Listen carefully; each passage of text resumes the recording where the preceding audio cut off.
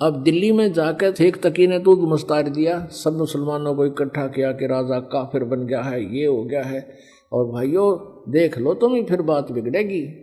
तो मुसलमान कहने लगे पीर जी फिर क्या इलाज हो? कहा कि तुम सब मेरे साथ चलो, एक काफिर आया हुआ है और वो उसने राजा पर कोई जादू जंत्र कर रखा है, वो तो उसके सिवा किसी की मानता ही कुछ नहीं है। आप मेरे साथ चलो और उसकी परीक्षा लेंगे, उसको उबलते हुए तेल के, सरसों के तेल के कढ़ाई में हम डाल कर देखांगे, वो मर गया तो ठीक से, और नहीं मरा तो मान लेंगे ये भगवान है, अल्लाह है। सबने कहा ठीक है शेख तकी। तो लेकर हजारों मुसलमानों को और पहुंच गया जिंदाबाद मुर्दाबाद करता हुआ सिकंदर लोधी के राज दरबार के सामने। अब राजा ने पता करा कि केस और हो रहा, पता लगा कि जी शेख तकी हजारों मुसलमानों को, जनता जनों को लेकर आया हुआ है। राजा ने 5-10 को, मुखिया को अंदर बुलाया, कारण पूछा तो उन कारण बता दिया गया।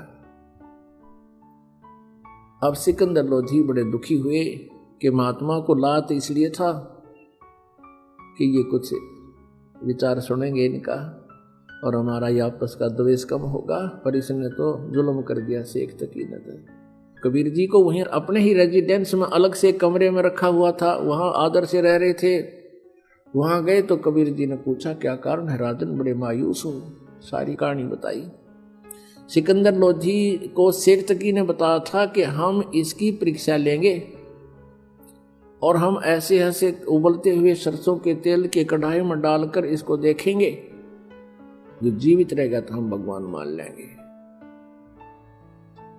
अब कबीर जी ने कहा कि एक काम करो, इसको कह दो अपना कर ले काम जो करना चाहता है। और सिकंदर लोधी आज्ञा लेकर शेख तकी से कह दिया कि कर लो तुमने जो करना है। अब सिकंदर लोधी को विश्वास था कि ये कुछ नहीं बिगाड़ पाएंगे। उधर से आछे मोटे मोटे लकड़ चूल्हा बड़ा बनाकर उसके ऊपर बड़ा कढ़ाया रखकर सरसों का तेल भर दिया और उसमें लकड़ जला दिए। उनको लकड़ जलाने वालों से कह दिया इसने कति इतना उबाल दो न जल उठे और इसमें प्रवेश होते ही चरण देसी खत्म हो जा। ऐसा ही कर दिया, उबले न पूरी तरह जैसे चाय उबला करे। अब शेख तकी ने कहा कि लाओ उसको पकड़कर डालो इसमें। परमेश्वर उठकर आगे खड़े हो गए कढ़ाई के पास और कहा आप इतना कष्ट ना कीजिए शेख तकी जी, मैं अपने आप प्रवेश कर जाता हूँ। परमात्मा एकदम उसमें प्रवेश करके और बैठ गया आराम से। गर्दन बाहर दिख रही है, परमात्मा बैठे, नो देखें आराम से। शेख तकी नो कहे कुछ भी ना होया।